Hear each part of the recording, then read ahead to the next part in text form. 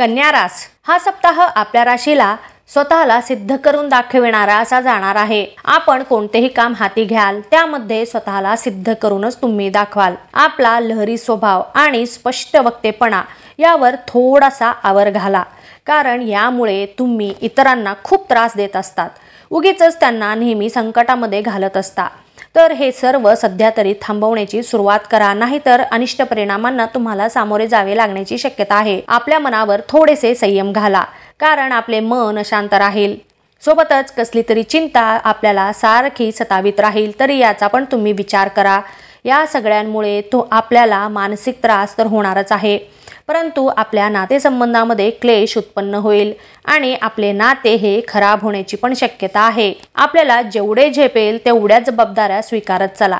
उगीचच कुवतीपेक्षा जास्त जबाबदारी अंगावर पडेल आणि आपल्याला ती झेपणार नाही, उगाच तोंडावर पडाल। त्यापेक्षा शक्य आहे तेवढेच काम करा। सप्ताहाच्या सुरुवातीस कुटुंबामध्ये सुख शांती असेल, परंतु उत्तरार्ध थोडासा कठीण परिस्थितीतून जाण्याची शक्यता आहे। आपण कोठे आर्थिक गुंतवणूक करणार असाल तर जरा जपूनच करा आणि सोबतच प्रत्येक गोष्टीचे आधी निरीक्षण करा, तपासून घ्या आणि नंतरच कोठेही पैशांचा व्यवहार करा, कारण फसले जाण्याची सध्या तरी शक्यता आहे। त्यामुळे जरा जपून। जे व्यक्ती कला क्षेत्रामध्ये आहेत त्यांना लाभच मिळण्याची दाट शक्यता आहे।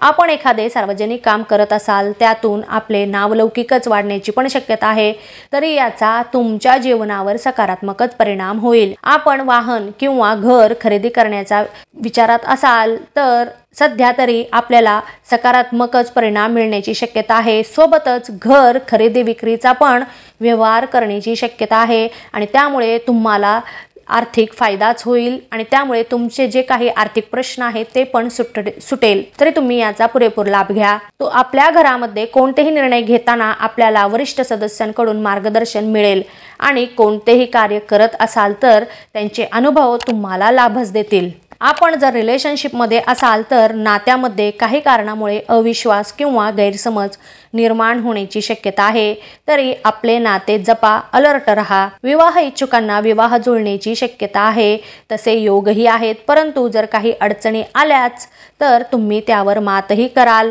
उगीचच त्याला फाटे फोडत बसू नका, अडचणी दूर करा आणि मनाने प्रयत्न करत राहा। व्यावसायिक वर्गाला आपण जे कोणते व्यवसाय तुम्ही करत आहात त्यामध्ये भरभरून यश मिळेल।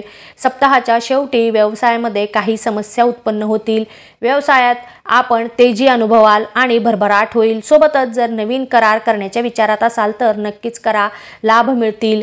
नोकरी करणाऱ्यांना त्यांच्या नोकरीच्या ठिकाणी त्यांच्या वरिष्ठ अधिकाऱ्यांची मदत मिळेल। त्यांच्या प्रत्येक कार्यामध्ये त्यांची मदत मिळाल्यामुळे ते प्रगती करतील आणि त्यामुळे त्यांची बढतीही होण्याची शक्यता आहे। परंतु सप्ताहाच्या शेवटी आपल्याला मिळालेल्या कामात काही अडचणी किंवा गंभीर अडथळे निर्माण होण्याची पण शक्यता आहे। तरुण वर्गाला जर तुम्ही नवीन नोकरी शोधत आहात तर तुम्हाला अगदी तुमच्या मनाप्रमाणे नोकरी मिळून जाईल। सोबतच जर व्यवसाय सुरू करणार असाल तर सप्ताहाच्या सुरुवातीसच सुरू करा, नंतर काळ थोडासा प्रतिकूल आहे।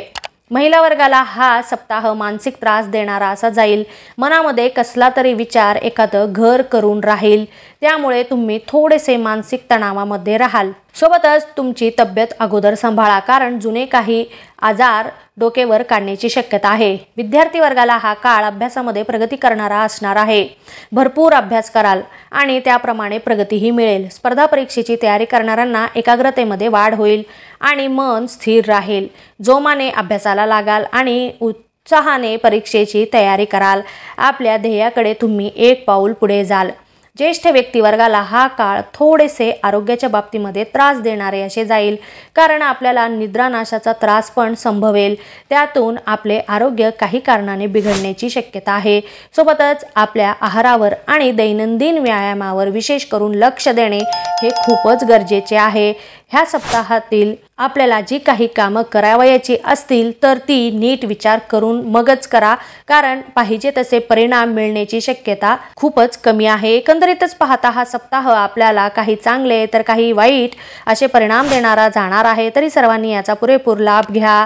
धन्यवाद। तुम्हाला माझे हे व्हिडिओ आवडले असतील तर इतरांनाही याचा लाभ मिळावा यासाठी आपल्या मित्रमैत्रिणींना, नातेवाईकांना हे व्हिडिओ नक्की शेअर करा आणि लाईक करा। महत्त्वाचे म्हणजे सबस्क्राइब करा। धन्यवाद।